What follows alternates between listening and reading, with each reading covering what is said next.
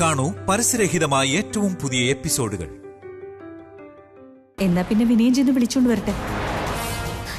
നല്ല ക്ഷീണമുണ്ടെന്ന് പറഞ്ഞായിരുന്നു. പാവല്ലേ, കിടന്നോട്ടെ. നല്ലോണം ഉറങ്ങുമ്പോ എഴുന്നേപ്പിച്ച തലവേദന കൂടാനും സാധ്യതയുണ്ട്. അതുകൊണ്ടാ വിളിക്കണ്ടെന്ന് പറഞ്ഞത്. അതും ശരിയാമേ, അല്ലെങ്കിൽ തന്നെ ദേവനൊരു ക്ഷീണമുണ്ട്. ഇന്നവനൊരു മൂഡ് ഓഫ് ഉണ്ടായിരുന്നല്ലോ. കുറച്ചു നേരം സമാധാനമായിട്ട് കിടന്നുറങ്ങട്ടെ.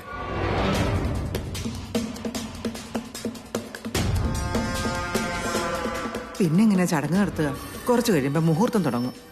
ഇപ്പൊ ഈ മുഹൂർത്തം മിസ് ചെയ്ത പിന്നെ എപ്പോഴാന്ന് പോലും അറിയില്ല. നല്ല മുഹൂർത്തം അത്. ഇനി ഇത് മാറ്റിവെക്കാനൊന്നും നിൽക്കണ്ട. അവൻ ഉറങ്ങി എഴുന്നേറ്റ് കഴിയുമ്പോ ശ്രേയെ കാണട്ടെ. എന്നാ ശരി, ചടങ്ങ് തുടങ്ങാം. താല്പര്യമില്ലാത്ത കാര്യത്തിന് നിർബന്ധിച്ച് പിടിച്ചിരുത്തിയാൽ അതുകൊണ്ട് ഒരു ഗുണവും ഉണ്ടാവില്ല. ഒരു വിധത്തിൽ രക്ഷപ്പെട്ടു. ചിലപ്പോ ഇങ്ങനെ സപ്പോർട്ട് ചെയ്ത് കൂടെ നിന്നാ എന്നോടുള്ള വേണ്ടാത്ത ചോദ്യങ്ങളിൽ നിന്ന് എനിക്ക് ചിലപ്പോ രക്ഷപ്പെടാൻ പറ്റും.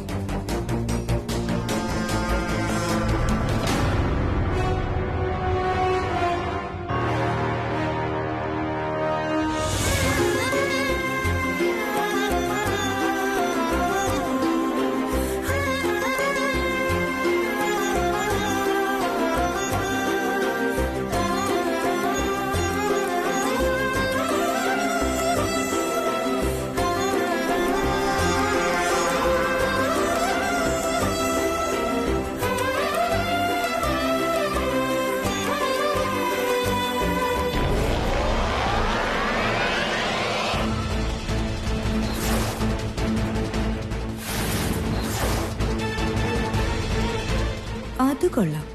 പുറത്തേക്ക് പോയ ദേവൻ വീട്ടിൽ തന്നെ ഉണ്ടെന്ന് എത്ര ഭംഗിയായിട്ട് അവള് നുണ പറഞ്ഞു. നീ പഠിച്ച കള്ളിയാടി, നിന്നെ ഞാൻ പിടിച്ചോളാം.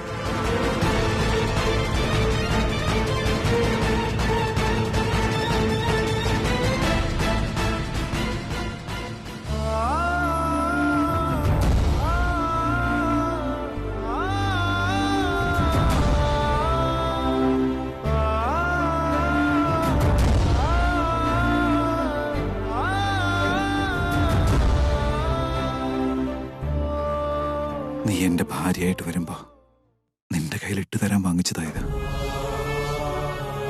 ഇനിയിപ്പോ ഇതെന്താ ചെയ്യണ്ടേ?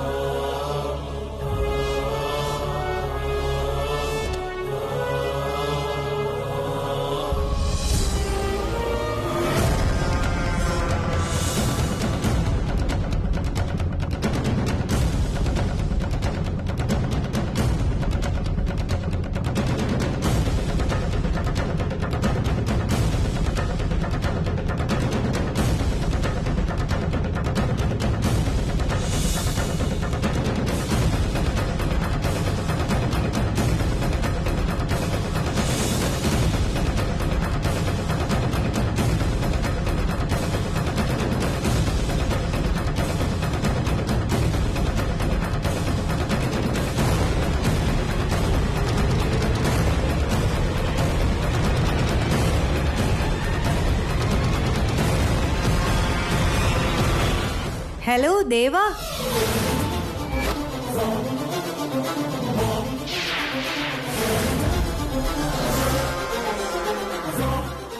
ദേവൻ എഴുന്നേറ്റോ? അങ്ങോട്ട് നോക്കണ്ട, മണവാളൻ ദാ വരുന്നുണ്ട്.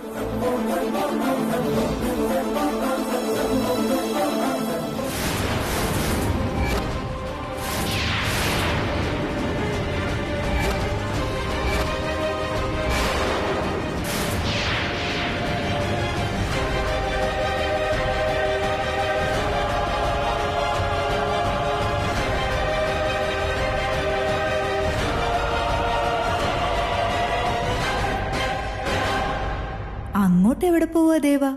ഇങ്ങ് കേറി പോരെ.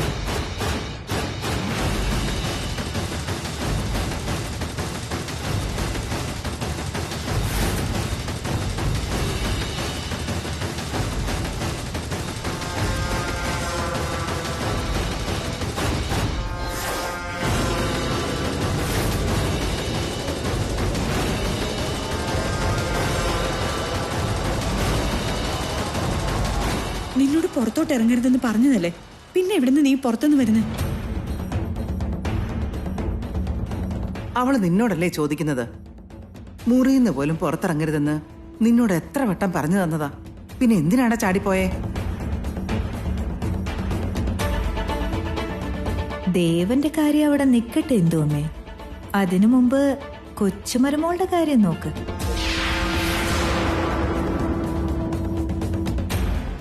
ഭർത്താവ് പുറത്തേക്ക് പോയിട്ടും മുകളിലുണ്ട് സുഖമില്ലാതെ കിടക്കുകയാണെന്ന് കല്ല് വെച്ച നുണകളല്ലേ പറഞ്ഞത്?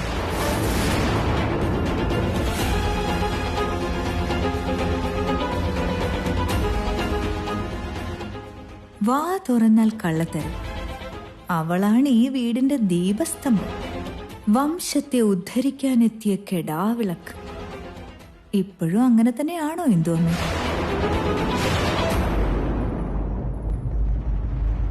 എന്താ മോളെ ഇത്? നീ ഞങ്ങളോട് നുണ പറയുമായിരുന്നു.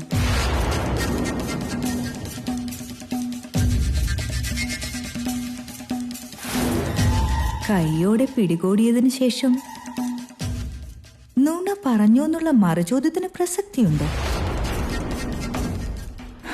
ഇവളിവിടെ കാല് കുത്തിയപ്പോ തൊട്ട് എനിക്കൊത്തിരി സംശയങ്ങളുണ്ട്. ദേവന്റെ മുഖത്താണെങ്കിൽ എന്തോ നഷ്ടപ്പെട്ടു പോയതിന്റെ ദുഃഖം നിഴലിക്കുന്നു. ഈ മഹതിയാണെങ്കിലോ അവസരത്തിനൊത്ത് നുണ പറയാൻ മിടുക്കി. എന്തൊക്കെയോ പന്തികേട് മണക്കുന്നുണ്ടല്ലോ. ഇവരുടെ കല്യാണത്തിലുടനീളം തരികിടകളുടെ താണ്ഡവ നൃത്തമാണ്.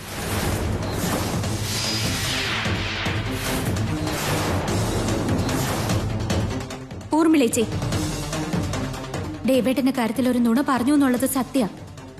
എന്ന് വെച്ച് കല്യാണത്തിൽ തരികിട കാണിച്ചു എന്നൊന്നും പറയണ്ട. ഡേവേട്ടൻ എന്നെ ഇഷ്ടപ്പെട്ട കല്യാണം കഴിച്ചേ. അങ്ങനെയുള്ള ഞങ്ങൾക്കിടയിൽ വെറുതെ പ്രശ്നങ്ങൾ ഉണ്ടാക്കാൻ നോക്കണ്ട.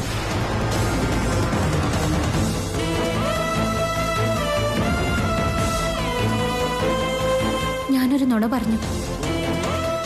അത് ദേവേട്ടനെ രക്ഷിക്കാൻ വേണ്ടിയാ. പക്ഷെ അതിന്റെ കാരണവും കൂടി കേട്ടിട്ട് തെറ്റാണോ ശരിയാണോ നമ്മ തീരുമാനിക്ക.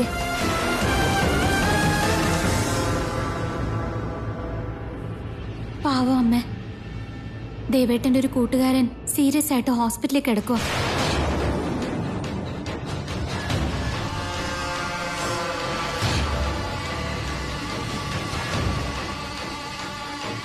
ദേവേട്ടന് പോകാതിരിക്കാനും വയ്യ.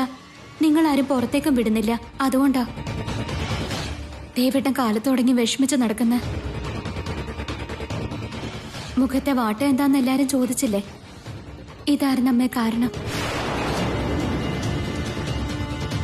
ഞങ്ങൾ തമ്മിൽ വഴക്കുണ്ടായിട്ടല്ല ദേവേട്ടൻ അങ്ങനെ വിഷമിച്ച് മാറി നടന്നത്. മനസ്സ് നിറച്ച് കൂട്ടുകാരനെ കാണാൻ പറ്റാത്തതിന്റെ വിഷമമായിരുന്നു. നിങ്ങളെ നിഷേധിച്ച് പുറത്തേക്ക് പോയി കൂട്ടുകാരനെ കാണാനും പറ്റുന്നില്ല. ഇവിടുത്തെ കാര്യങ്ങളൊക്കെ ഞാൻ മാനേജ് ചെയ്തോളാം, ദേവേട്ടൻ പോയിട്ട് വന്ന് ഞാൻ തന്നെയാ പറഞ്ഞയച്ചത്.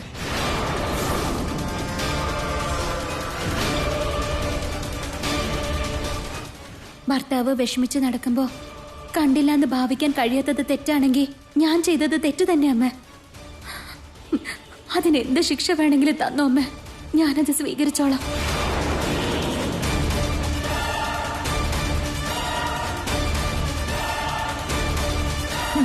പിന്നെ അവള് കഥ പറയാൻ തുടങ്ങി. എന്നാ പിന്നെ ദേവൻ തന്നെ പറ. സത്യമായിട്ടും ദേവന്റെ കൂട്ടുകാരൻ സീരിയസ് ആയി കിടക്കുവാണോ? അതെന്തൊരു ചോദ്യമാ. ശ്രേയ പറഞ്ഞത് സത്യമായതുകൊണ്ടല്ലേ അവൾ ഇത്രയും പറഞ്ഞിട്ട് അവൻ മിണ്ടാതെ നിൽക്കുന്നത്. കൂട്ടുകാരൻ അത്രയ്ക്ക് സീരിയസ് ആയിരുന്നെങ്കിൽ നിനക്ക് ഞങ്ങളോട് പറഞ്ഞാൽ പോരായിരുന്നോ? ഞങ്ങൾ മനസാക്ഷി ഇല്ലാത്തവരാണോ? മോള് ചെയ്തതിൽ ഒരു തെറ്റുമില്ല. സ്വന്തം പേര് ചീത്തയായാലും ഭർത്താവിന്റെ വിഷമം കണ്ടു നിൽക്കാൻ പറ്റാത്തത് അവനോടുള്ള സ്നേഹം കൊണ്ടാണല്ലോ.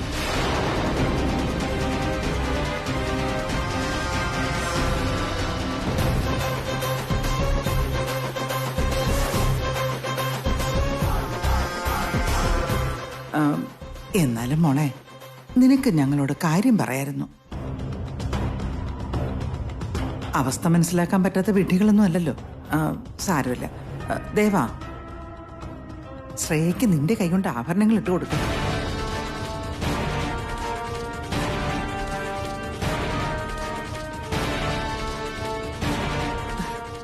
നീ എന്താ അന്തം വിട്ട് നിൽക്കുന്നേ?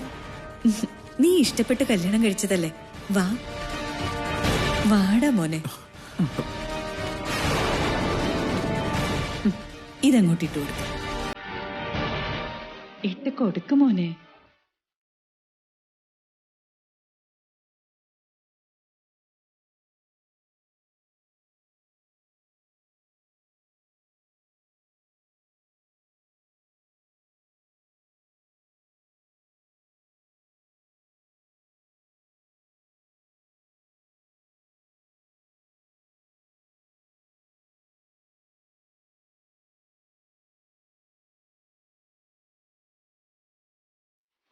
ഈ ജന്മം നിന്റെ കൂടെ ജീവിക്കാനാ ഞാൻ ഇത്രയൊക്കെ പാടുപെട്ടത്. എന്നെ പോലെ തന്നെ നീയും അത് ആഗ്രഹിച്ചിട്ടുണ്ടെന്ന് എനിക്കറിയാം. എന്നിട്ടും പകുതി വഴിയിൽ നീ എന്നെ എന്തിനാ ഉപേക്ഷിച്ചു പോയത്?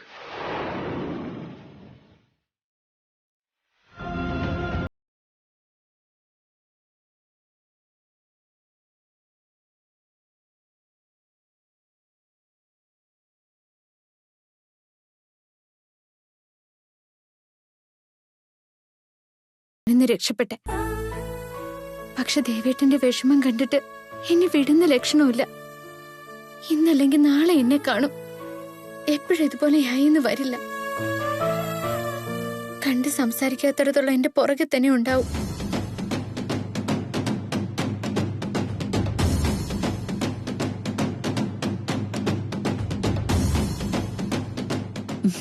ദേവാ, നീ എന്താ ആലോചിച്ച് നിൽക്കുന്നേ?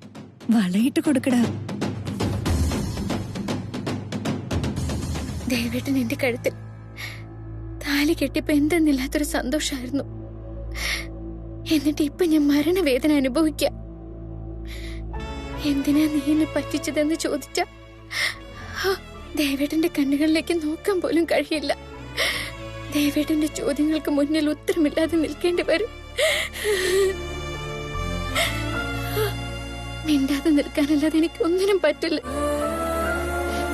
ദേവേട്ടനില്ലാത്തതിന്റെ വിഷമത്തെക്കാളും ഒക്കെ ഞാനില്ലാതെ ദേവേട്ടൻ പിടയുന്നത് കാണുന്നത് സഹിക്കാൻ പറ്റുന്നില്ല. ജീവൻ പോകുന്ന പോലെ തോന്നും. എന്തുകൊണ്ടാ എല്ലാം എനിക്ക് മാത്രം ഇങ്ങനെ? കൃത്യം ഞാൻ സ്നേഹിക്കുന്ന വ്യക്തിയോടൊപ്പം അനിയത്തിയുടെ കല്യാണം തീരുമാനിച്ചത് എന്തിനാ?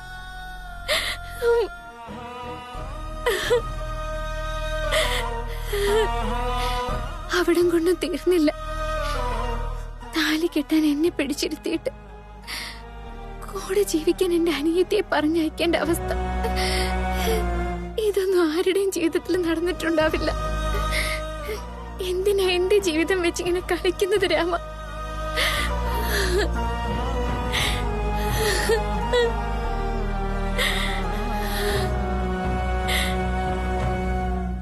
വൈദേഹി,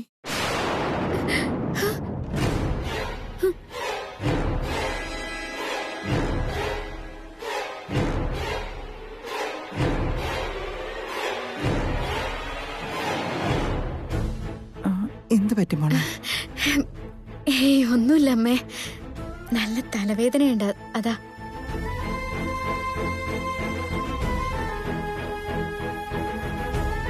നിന്നോട് കാണിച്ച അന്യായത്തിന് സാക്ഷിയായി നിന്നവളാ ഞാൻ. നിന്റെ തലയാണോ മനസ്സാണോ വേദനിക്കുന്നതെന്ന് എനിക്ക് മനസ്സിലാവില്ലേ മോളെ? അമ്മേ,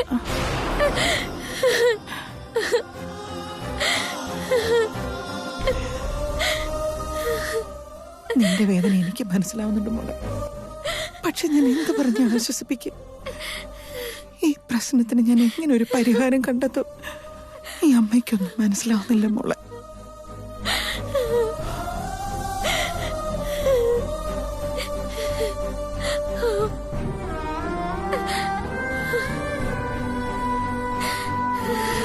ഒരുപക്ഷെ പെറ്റ തള്ളയല്ലാത്തതുകൊണ്ടായിരിക്കും നിന്റെ മനസ്സിന്റെ പെടച്ചിൽ മനസ്സിലാക്കിയിട്ടും ഒന്നും ചെയ്യാൻ ശ്രമിക്കാതെ ഇങ്ങനെ മാറി നിൽക്കുന്നത്.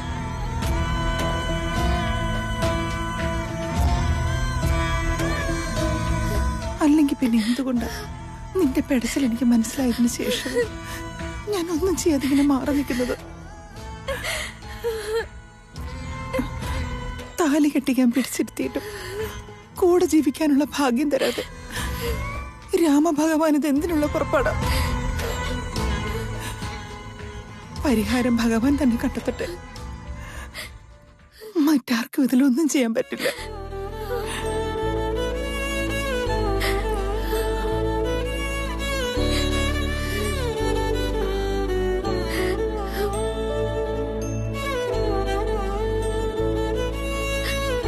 ഈ സത്യം ഇനി പുറത്തു വന്നാൽ മറ്റാരൊക്കെ എങ്ങനെയൊക്കെ പ്രതികരിക്കുമെന്ന് എനിക്കറിയില്ല. പക്ഷെ നിന്റെ അച്ഛൻ ജീവനോടെ കാണില്ല.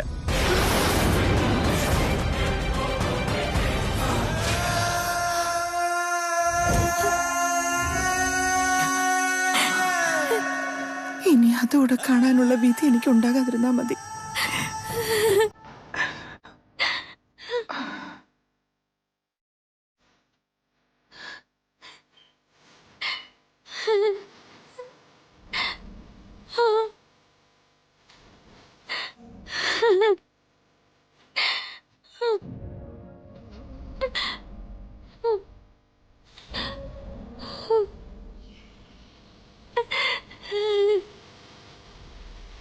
അബദ്ധത്തിൽ താലി കെട്ടിയപ്പോഴുണ്ടായ ബന്ധമെന്ന് എല്ലാരും കരുതുന്നേ.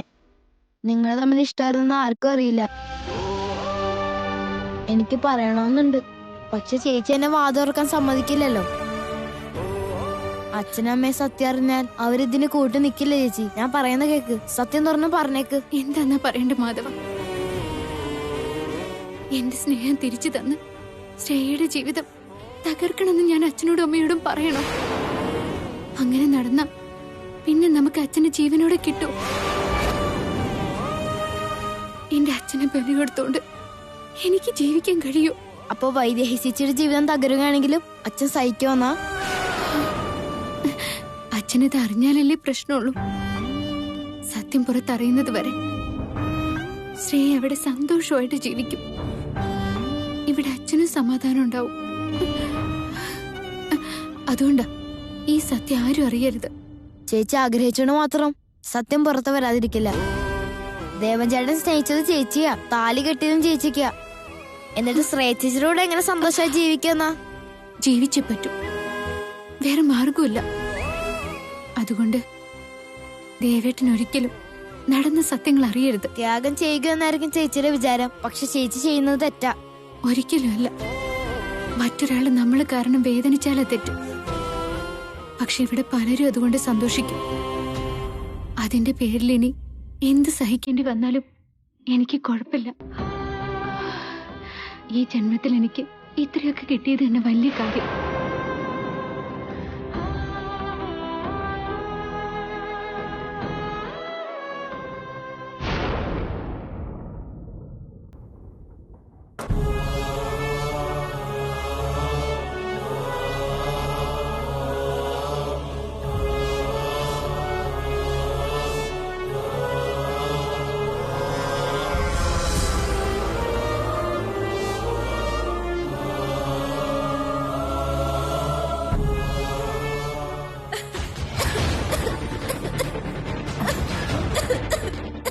അയ്യോ, മോളെ ആരെങ്കിലും ഓർക്കുന്നുണ്ടാവും. വിനയ, കുറച്ച് വെള്ളം എടുത്തേ. ഇപ്പൊ കൊണ്ടുവരാം.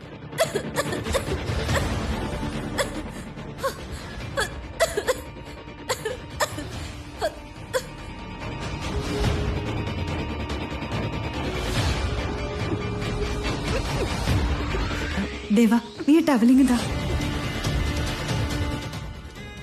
ആ ടവലിംഗ് കൊണ്ട് താഴെ ദേവ.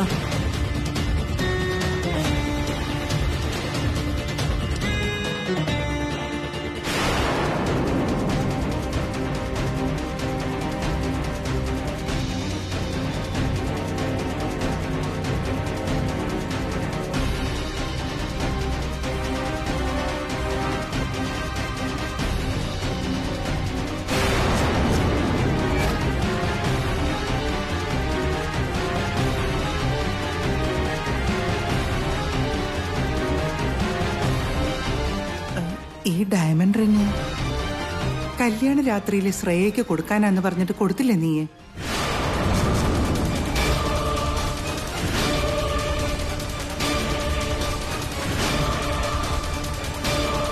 എന്താ ദേവ, എന്താ നീ കൊടുക്കാതിരുന്നേ? കൊടുക്കാനും മാത്രമേ ഇഷ്ടപ്പെട്ടില്ലായിരിക്കും.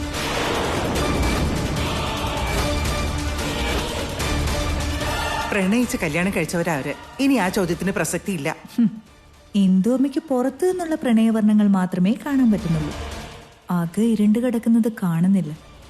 ഞാൻ പറഞ്ഞിട്ടും മനസ്സിലാവുന്നില്ല. എനിക്കിനി ഇതിലെന്ത് കാര്യം? ഈ റിങ് എനിക്കൊത്തിരി ഇഷ്ടമായി ദേവ. ഇത് ഞാനിങ്ങ് എടുക്കും.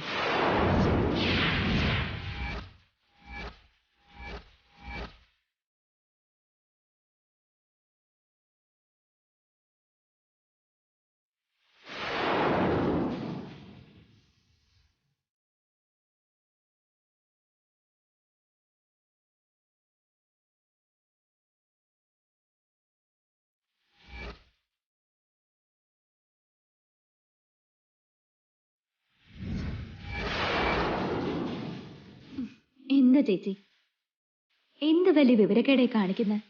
ദേവേട്ടൻ ഈ മോതിരം അന്ന് രാത്രി തന്നെ എനിക്ക് തന്നതാ. പിന്നെന്തു പറ്റി? അപ്പൊ ഇത് നിന്റെ കയ്യിലല്ലേ കിടക്കേണ്ടത്? ദേവന്റെ പോക്കറ്റിൽ ഇതെങ്ങനെ വന്നു ശ്രേയ?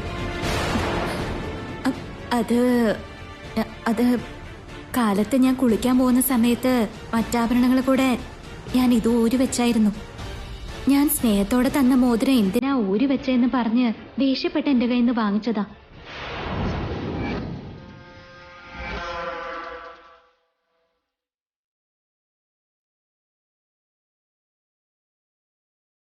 സോറി ദേവേട്ട, ഇനി ഒരിക്കലും ഞാൻ ഈ മോതിരം എന്റെ വിരലിൽ നിന്ന് ഊരില്ല.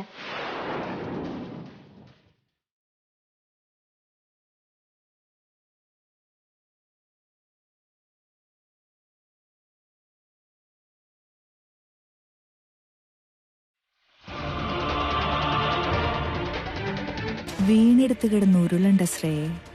എനിക്കെല്ലാം മനസ്സിലാവുന്നുണ്ട്. പക്ഷെ എന്നും നീ വിജയിക്കുമെന്ന് കരുതണ്ട.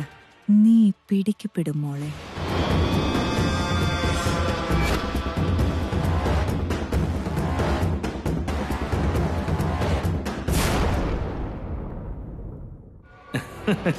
ഓക്കെ ഡാർലിംഗ്, അത് ഞാൻ നോക്കിക്കോളാം. നിനക്ക് ഇതിന്റെ പേരിൽ ഒരു പ്രശ്നം ഉണ്ടാവില്ല. ഓക്കെ? എന്റെ അമ്മ വന്നിട്ടുണ്ട്, ഞാൻ പിന്നെ വിളിക്കാം. അയ്യോ, എന്നെ കണ്ട എന്റെ മോൻ പേടിക്കോ? മിണ്ട് മിണ്ട്, വഴിയെ വരുന്നതിനെ ഒന്നിനെ വെറുതെ വിടരുത്. ഊർമിള എവിടെ അമ്മ?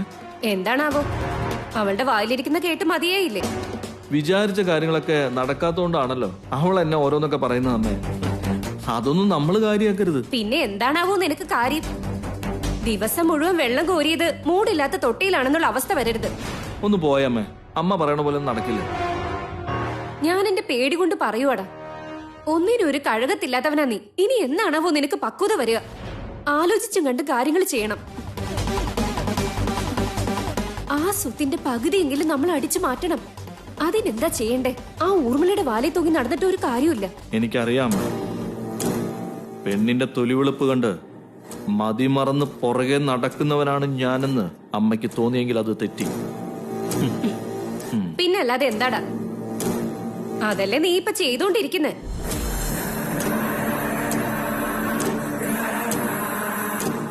ഞാൻ അവളെ കണ്ട് വെള്ളമിറക്കി നടക്കുകയെന്ന് തോന്നിപ്പിക്കല്ലേ? കുതികാല് വെട്ടുമ്പോ അത് കുറിക്കുകൊള്ളും പോലെയാണ് ചെയ്യേണ്ടത്. മേലനങ്ങാത്ത മൂത്ത മകനും വീർപ്പുമുട്ടി വിദേശത്തേക്ക് മുങ്ങി ഇളയ മകനും. പിന്നെയുള്ള തടസ്സം രാമവർമ്മ. ആ തടസ്സത്തെ ഞാൻ മേലേക്ക് അയക്കാൻ പോവാമ്മ. അത് കഴിഞ്ഞാ പിന്നെ ഈ സ്വത്തും പദവിയും എല്ലാം എന്റെ മാത്രമായിരിക്കും അമ്മേ. ഇതിനുള്ള പദ്ധതികൾ എന്നെ ഒരുങ്ങിയതാ. അതേയോ വരണേ? കഴിഞ്ഞ 30 വർഷങ്ങളായിട്ട് നമ്മുടെ വല്യച്ഛനൊരു ശീലമുണ്ട്. ആയുർവേദ ലേഹ്യം കലക്കിയ പാല് കുടിച്ചിട്ടേ ഉറങ്ങാറുള്ളൂ. ആയുസ് കൂട്ടാൻ വേണ്ടി വല്യച്ഛൻ കുടിക്കുന്ന ആ പാലിൽ ആയുർദൈർഘ്യം കുറയ്ക്കാനുള്ള മരുന്നാണ് ഞാൻ ചേർത്തുകൊണ്ടിരിക്കുന്നത്.